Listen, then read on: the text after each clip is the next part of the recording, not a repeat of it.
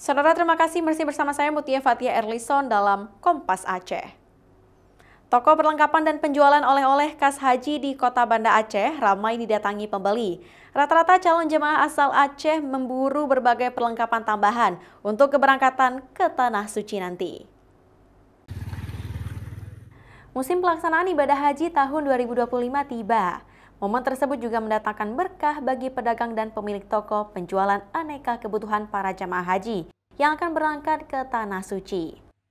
Salah satu toko yang paling ramai dikunjungi keluarga dan calon jemaah haji di Banda Aceh yaitu Toko Madinah yang terletak di belakang Masjid Raya Baitur Rahman Banda Aceh.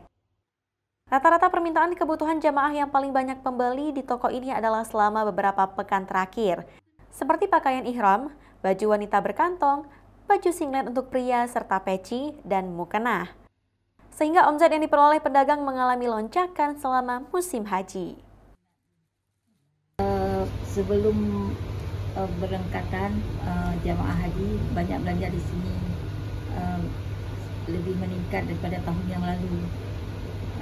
Tapi sekarang udah mau berangkat, orang udah beli apa yang sisa-sisa yang nggak cukup baru dia beli lagi. Apa yang paling banyak dicari oleh jamaah di sini, Bu?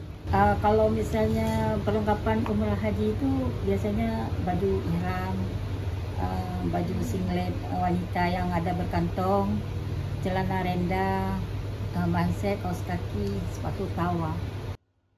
Selain menyediakan keperluan untuk jamaah haji yang berangkat ke Tanah Suci, toko ini juga menyediakan berbagai oleh-oleh yang dapat dibeli jamaah kala kembali dari menunaikan ibadah haji nanti, seperti kurma, kismis, kacang-kacangan, serta air zam-zam.